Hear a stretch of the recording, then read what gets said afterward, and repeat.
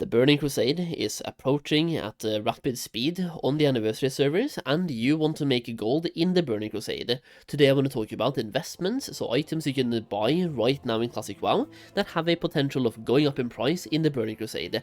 I do want to say, when it comes to investments, don't invest more than you can lose. Investments will never be safe. Now, with Classic WoW, we always know a little bit about what will be in demand in the next phase. So for example, we know what worked from Classic WoW to TBC the first time.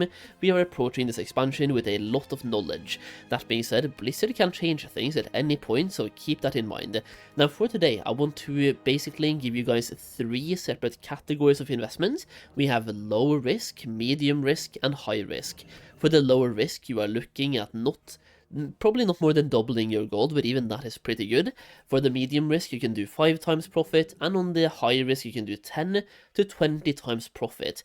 Some of the investments that I'm going to talk about today, I made 50 times return on my investments from Phase 6 Classic WoW into the Burning Crusade.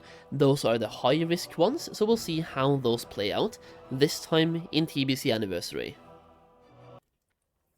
Now, for the sake of being transparent, this video right here was available in early access to people that have my gold making guide for the Burning Crusade, which you can check out through the link down below to get early access to a bunch more videos like this, and also exclusive videos as well. So you will get even more investment advice, even more preparation advice, and in the Burning Crusade you will have early access to just about all the gold farming videos, and get access to the farms while they are printing the maximum gold per hour. There will also be some exclusive farms as well, so if you want to make the most gold you can in the Burning Crusade, and you want my advice on doing so, that guide is the place to be. Once again, you don't just get the guide itself, you also get early access to videos, exclusive videos, and you get invited to a TBC Goldmaking community, where I give you guys even more advice, and that is also where you get the early access to content and stuff like that. So it's a lot of stuff bundled into one purchase. Speaking of bundles, if you don't have the Classic WoW guide yet, but you want to have that one as well to fully prep yourself for the Burning Crusade, you can get them both through a massive bundle discount. So check it out through the links down below in the pinned comment. With that being said, let's spend some gold to make some gold and talk about investments. So first of all, we have the obvious new thing coming in the TBC pre-patch, that's going to be jewel crafting. For jewel crafting, you can print gold by buying into gems and ores, so for me, I've just been spam purchasing a bunch of ores and a bunch of gems. Now for me, I'm mostly focusing on the middle to high tier of ores, so not really copper, not really tin, but anything from iron and up. And the reasoning is that, sure, you can make very good margins on copper, but they're so cheap. You need so much bag space, so much bank space, you need so many alts, and when you get to a certain point, you have to also think about not just the margins, but the gold per bag space, if that makes sense. So if I have a character filled up with copper ores, let's say that cost me 100 gold, and I'm doubling my gold, that means I now make 100 gold per character. That being said, if I stack the character with School of Flame shields, those are worth a lot more gold per bag space, and have a way more potential per bag space as well. So for me, once again, I'm focusing on the middle tier of ores, because I need to consider gold per bag space, and gold per character slot as well, in my investment portfolio. That being said, if you're relatively new to the game, copper ores can once again give you good margins, so not a bad investment at all.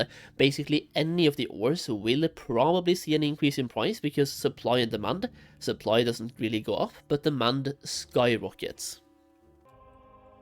Now, another category of items that I'm investing into for professions is leather, and over here the exact same thing goes here as well.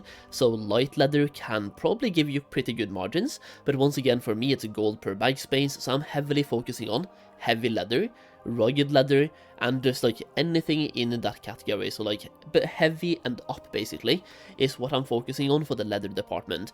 But light and medium can also be good investments, but once again the profits can be good, but if they go from 1 silver each to 3 silver each, you're making 2 silvers per individual sale, so not the best, but once again margins are great. Now this right here, drums will still be relevant, even if they have been nerfed slightly, or they might be, based on what happened in Classic TBC the first time.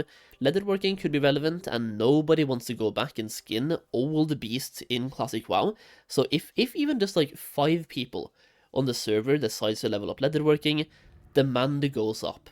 And supply stays the same, even could go down. It's all a supply and demand game right here. While I'm talking about professions, another one that is really low, like lower risk as well, is going to be in alchemy. And that's going to be herbs.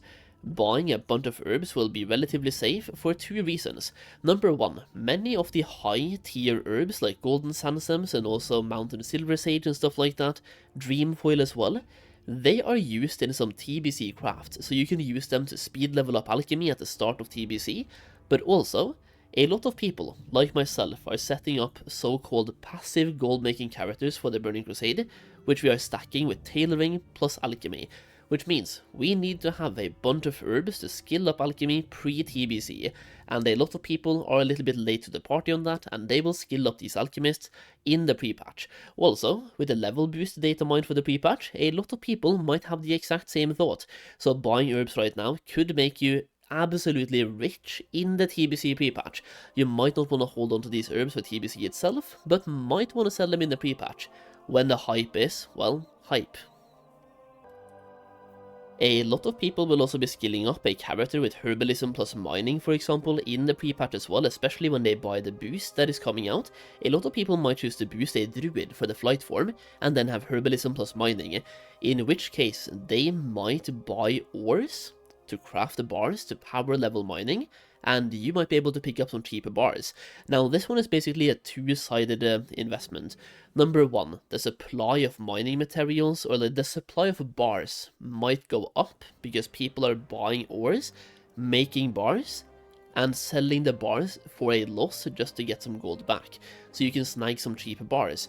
But also, in TBC, a lot of people want to have blacksmithing, as you can craft very good blacksmithing only items like both gear and weapons as well, based on the specialization you go for.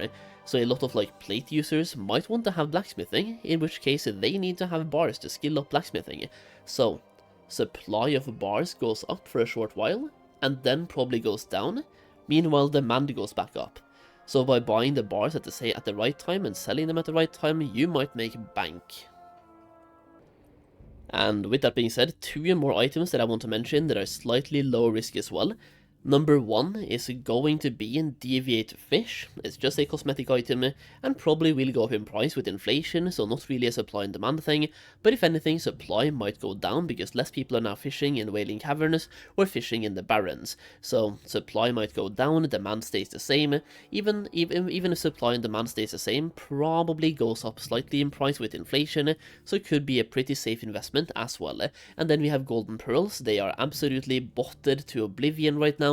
Supply is huge, supply probably goes down when all the bots shift to TBC content, and also they are dirt cheap anyway, so it could also be a pretty safe investment. Might not skyrocket in price, but once again, we're focusing on the safe parts here. With that being said, let's get into some additional lower risk ones as well. So we have a couple more investment that could be a little bit low risk, but maybe not the best investment. Large Billion Shards and Righteous Orbs. I'm throwing these into the same category here because they're mostly used in a lot of the same things, but the reason why to me they're like low risk but also not the best investment is Prot Paladins still farming vanilla WoW content in TBC, and it's a good way to make raw gold, sell boosting services, and get these two items like Large Billion Shards and Righteous Orbs at the same time. So even though the demand still is there in TBC, the supply stays there as well in TBC, and people love farming gold as a Prot Paladin. So yeah, just wanted to throw that in there real quick as well. Now let's go over to medium risk investments, okay? Over here, we have first of all enchanting materials, and this is because in Classic WoW, you only need to have one skill, so a level 5 character, to be able to disenchant anything that is bound on equip. This changes in TBC, where you want to have skill points and you need to basically max out enchanting to be able to disenchant. Prot paladins farming gold and doing old vanilla WoW content, they want to have enchanting to disenchant blues and greens to make more gold from that, so they need to skill up enchanting, and anybody who wants to use enchanting for a gold farming method, for example, they need to skill up enchanting for the Burning Crusade in order to be able to disenchant items. So for me, in this case, I'm focusing a lot on greater nether essence, dream dust, small radiant shards, and just about any medium to high enchanting materials. So dust, essences, crystals as well, it can be good as well, by the way, and shards. Just a mix of all enchanting materials from Classic WoW. Also, medium risk Dark Runes. It's basically a healer mana battery, could be huge in TBC as well, and could be useful, at least, even though we have many other alternatives. So I'm throwing this one into the kind of low to medium, but I choose to categorize it as medium because, once again, supply will be there in TBC thanks to Prot Paladin AoE farming. You also have Black Vitriol, which is a material used in crafting Philosopher's Stones, which people, like I just mentioned at the start of the video, for example, a lot of people are setting up passive gold-making characters for the Burning Crusade, and they need to have a Philosopher's Stone to do their transmutes.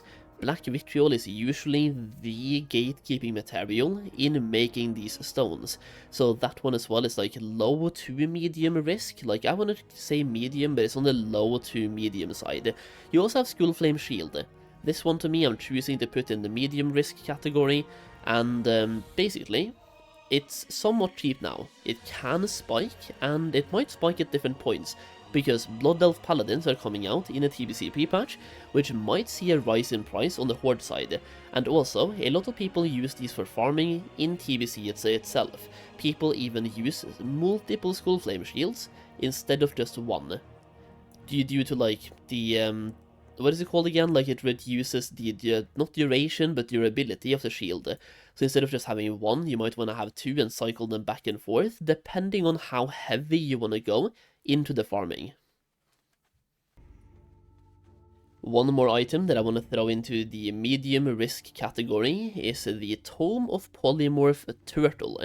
This is basically something dropping from CG, I believe, and basically it just provides you more ways of well, polymorphing, right?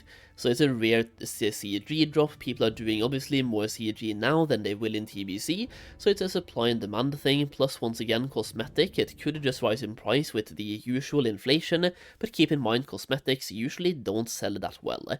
Now for high risk, this is where you might end up losing money, but you also might end up making a lot of money.